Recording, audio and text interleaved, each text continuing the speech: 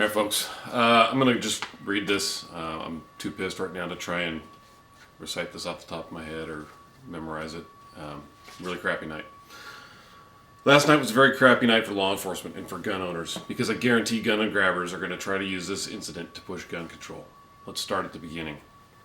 Tuesday morning, July 5th, Alton Sterling was shot and killed by two white cops in Louisiana.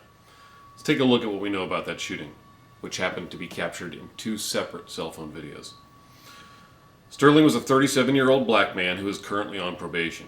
He was a convicted sex offender, sex with a minor. He had priors of domestic battery, unauthorized entry, aggravated battery, criminal damage to property, and for failing to register as a sex offender. He served 5 years in prison for possession of drugs and an illegal gun. At the time of the incident, he was selling CDs in front of a convenience store where he got into an altercation with someone. During that altercation, he pulled out a gun, prompting someone to call 911. He was physically described by the caller to 911. The cops got there, contacted Sterling because he matched the description. Sterling refused to comply. During the confrontation, he ended up getting tased twice. Then he got tackled by the cops because the taser had no effect. During the physical struggle with the two officers, one officer discovered the gun in Sterling's pocket and announced, "He's got a gun."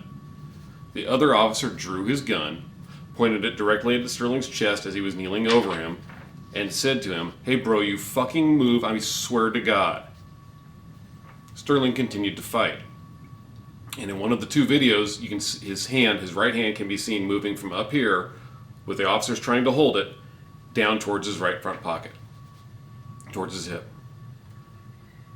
Immediately, when he moves his hand to the front pocket, you hear two gunshots. One of the videos, the camera goes away. The other video stays fairly close to on target. Immediately after shooting, one of the cops can be seen reaching down into Sterling's front right pants pocket and removing a gun. So let's get this straight. This is the asshole, an idiot who played a huge role in his own demise. This is the guy that Black Lives Matter is going to defend and protest for. After that event, Black Lives Matter social media accounts began to blow up again, as they usually do.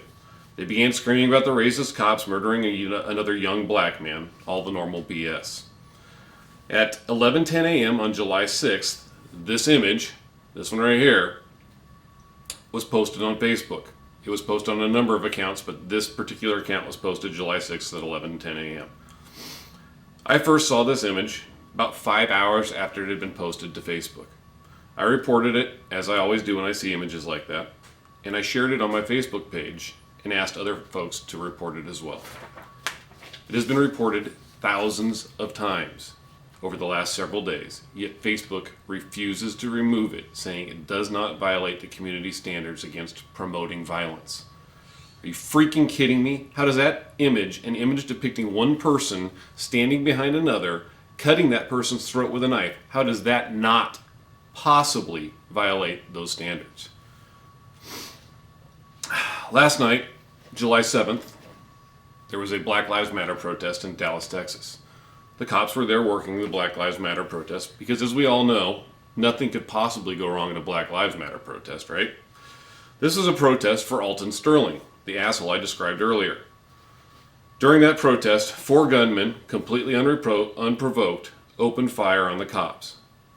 In total, 10 cops were shot, and at this time, 5 of those cops have died. Yet despite all the bullshit rhetoric spewed by all the racist cop haters from the lowliest Black Lives Matter moron all the way up to Barack Obama, those horrible evil cops who just had 5 of their brothers murdered resisted every urge that I know they had to end those worthless sacks of crap where they stood. 3 of the 4 were arrested without injury. The 4th died in a shootout with the cops. I'm absolutely at a loss for words to describe how I feel right now. Black Lives Matter is a terrorist group. They meet every single criteria for it as laid out by the FBI. Let me read that criteria. The definition, FBI's definition of terrorism. The unlawful use of force or violence against persons or property to intimidate or coerce a government. the civilian population, or any segment thereof, in furtherance of political or social objectives. That's their definition. That's the FBI's definition of terrorism. Black Lives Matter fits every single criteria. It's about damn time they be labeled as a terrorist organization. Secondly, Facebook needs to be held culpable in the deaths of these officers. Their complete and utter refusal to remove these images and posts calling for the murder of police allowed the people who committed this act to spread their agenda.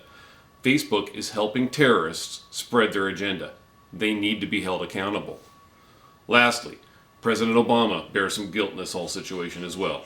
He has fanned the flames of cop hate and racism ever since he took office. Hell, a few months ago he invited members of Black Lives Matter to the White House where he praised them and their work. Just yesterday he was publicly commenting about the Alton Sterling shooting. How long until we hear him make a statement denouncing Black Lives Matter? How long until we hear him name these officers who were murdered in cold blood by a group of racist black men? I'm sure as hell not holding my breath. That's a long wait for a train that history tells me ain't coming.